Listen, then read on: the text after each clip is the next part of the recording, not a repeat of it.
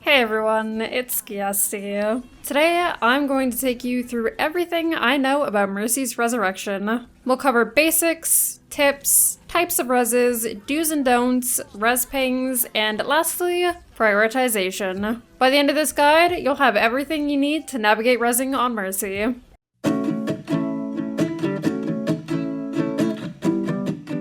One of Mercy's abilities is called Resurrection. The ability allows you to bring back a fallen ally every 30 seconds. Rez has a 5-meter radius and can be interrupted by others via knockbacks and other forms of crowd control, or by Mercy herself by moving too far outside the radius. When activated, Rez reduces Mercy's movement speed and has a short cast time of 1.75 seconds. Let's talk about some rules and things to remember when it comes to using Resurrection. First off, ask yourself some of the following questions. Can my team afford my absence while I res? Be aware you'll be out of the fight during the duration of the res, so this one is really important. Is the res safe?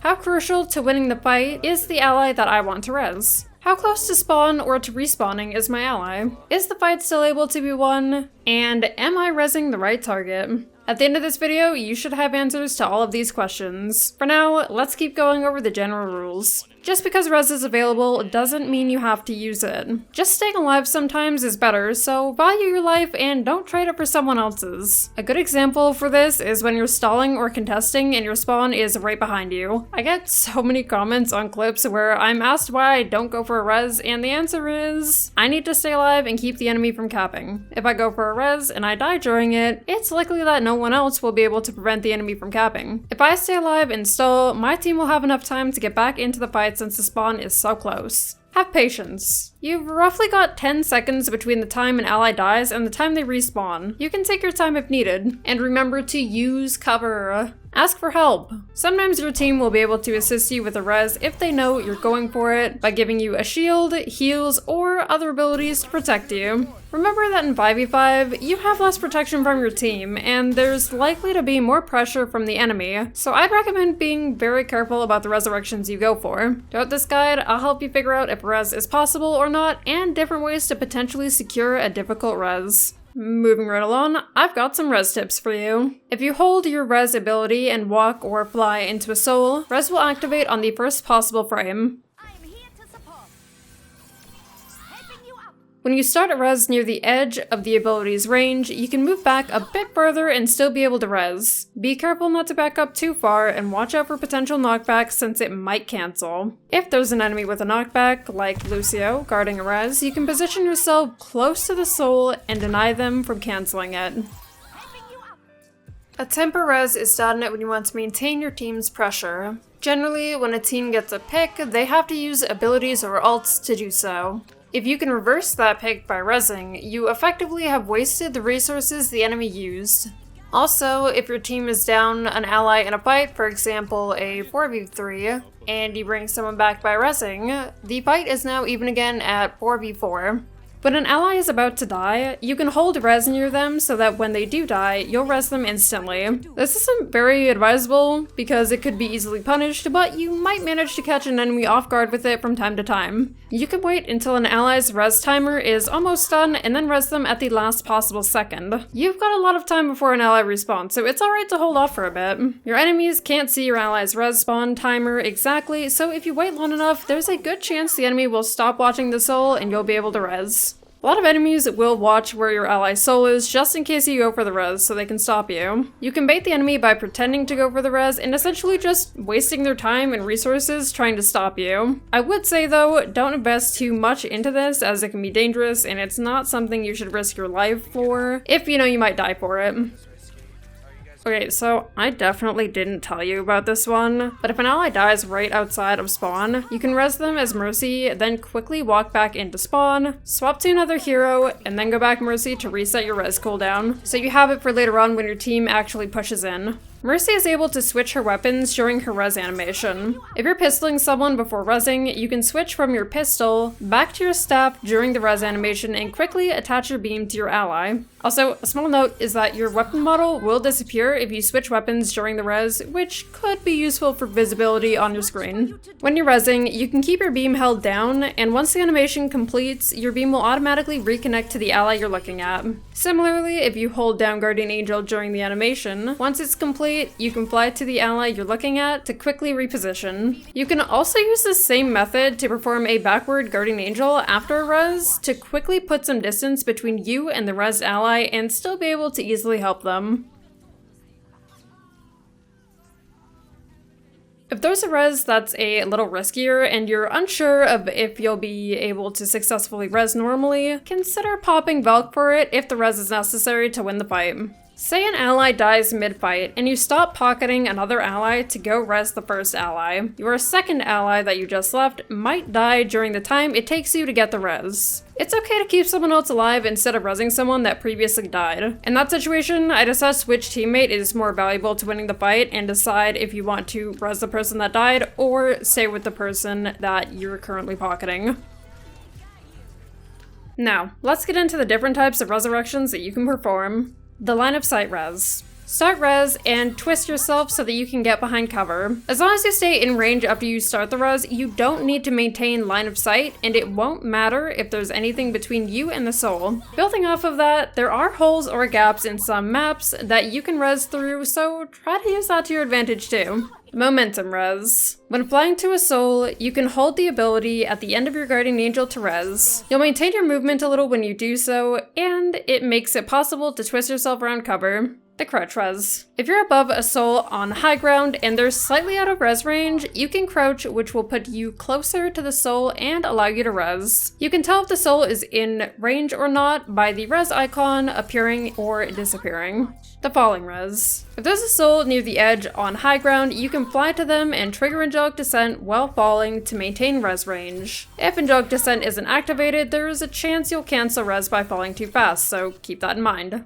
The Falling Jump Rez. Similar to the Falling Rez, if you fly to a soul on the edge above you, you can jump and then press Rez while falling. You don't need to use Angelic Descent for this one because the jump will give you enough distance, but you can trigger it if you want. The Falling Soul Rez. If an ally dies in the air, you can catch their soul mid-air by starting the Rez when either you fly into range of it or it falls into your range. The Valk Rez. When you're in Valkyrie, you can do line of sight Rezes that are a bit more complex. Valk gives a speed bonus and allows you to stay in the air independently. This means you can perform Rezes in Valk where you quickly twist yourself in any direction around cover. The Superjump Rez. There's two different ways to perform a Superjump Rez. One of them is only able to be done at close range, while the other can be done at both close and long range. For the close Superjump Rez, Guardian Angel to your target, press crouch to go up, and then start your Rez. For the long Superjump Rez, you'll want to look up and then press jump and Rez at the same time. When you look up instead of crouch, you slow your momentum to be able to stay in range at long distances. The forward Guardian Angel Rez. If you want to push yourself forward during a Rez, you can GA to your target, hold your forward input, then jump and Rez at the same time. The backward Guardian Angel Rez. Similarly, if you want to push yourself backward during a Rez, you can GA to your target, hold your backward input, then jump and Rez at the same time. The downward Rez. So this one is pretty niche. To perform it, make sure you're above a soul and fly down to it, then press your backward input and jump quickly, then start Rez. You have to start the Rez close to the soul and be careful about going too far if the meter is too full. Let's talk about some general do's and don'ts when it comes to Rezzing as Mercy. Keep in mind there will be some exceptions to these do's and don'ts since Rez is a situational ability and things differ from game to game. Make sure the Rez is safe before you go for it. This means try to wait for enemies to stop watching a soul before you go for a Rez. Or if an enemy is watching a soul, make sure you'll be able to live if you go for it. This could mean waiting for an enemy to use their abilities, have to reload, or by you using the environment for cover. On a similar note, pay attention to the line of sight the enemy has. Did someone just die? Who killed them? Are they likely to kill you if you go for the Rez? And if the killer was a flanker, like Tracer, where did they go? Are they hiding waiting for you to Rez? Generally, you want to try to keep track of the enemy's positioning and ability or ult usage to determine how safe a Rez is. Ask for help with a Rez. Tell your team when you're rezzing so they know you're out of the fight for a bit. Heal your other allies to a safe health before you Rez, or make sure your second support can help them. If you Rez someone in a dangerous situation, stay with them after you Rez to keep them alive, and ensure their safety. Call for a reset or regroup in a lost fight instead of drawing it out with a Rez. Don't Rez out in the open unless you have to, since you'll be very vulnerable. Don't Rez if the fight is already lost, if your ally is likely to die again after your Rez, or if your team is down a lot. If you do Rez, there's a good chance that you'll feed the enemy ult charge, or stagger your team, which means you'll have to wait longer to regroup. Don't Rez if someone is already shooting at you, or if you're still in line of sight of the enemy because you might die for it. Don't Rez if the soul is being watched by an enemy. Don't Rez if you're going to die during the middle of it, or if you're going to trade your life for it. Staying alive is more important than bringing someone else back most of the time. Don't Rez unnecessarily. And you might ask, what does that mean? Well, unnecessary Rezes are Rezes that you didn't need to make, where your ally could have just respawned normally. These Rezes are Rezes that have a chance to be punished later on since Rez will be on cooldown. An example of this is when your team is attacking and a teammate gets picked off around the choke. Since your spawn is so close, you can let them respawn normally instead of rezzing. There's also a chance that if you Rez the ally that gets picked off first, another ally could die during that time, and you won't have Rez for them, and you'll have to wait an even longer timer for them to respawn, and for your team to be able to push in. An exception to this would be if you're low on time, then it might be worth it to Rez.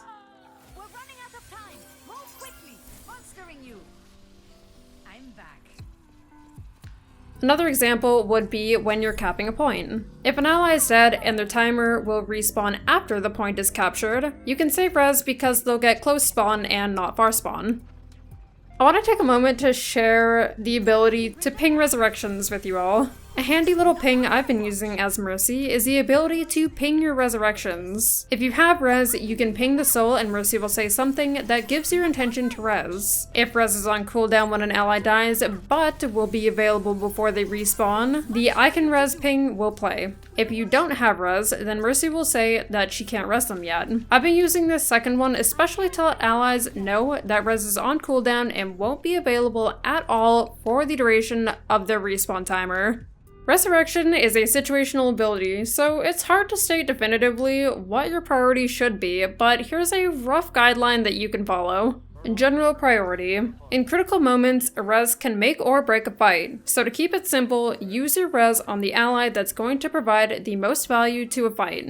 If you're the only support alive, try to focus on keeping your remaining allies alive by sustaining them through the fight until your second support comes back.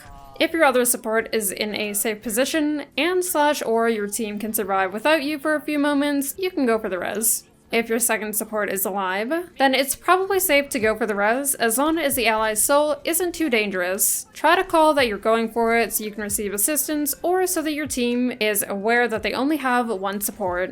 If a fight is still undecided, try to Rez an ally with a key ultimate or someone that's been doing really well to swing the fight in your favor.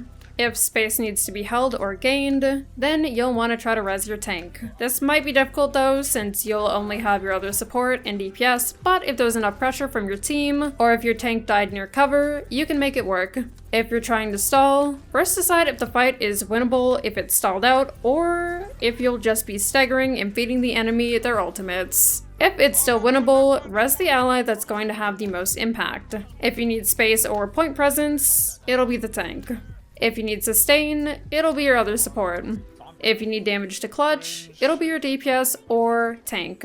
If more than one ally is dead, you'll either want to Rez the ally who has the least mobility so they can get back into the fight faster compared to someone who has good mobility, or Rez the ally that has an ultimate that's needed to secure the fight in your favor. Or just Rez the ally that's going to be more impactful between the two of them. And that'll be it for me today. Hopefully the tech and tips here are useful to navigate Mercy's resurrection and decide how to use it. I'd love to hear from you in the comments how you're finding Mercy's resurrection in Overwatch 2. If you have any questions for me, please feel free to ask. Thank you so much for watching, as always, and I will see you next time.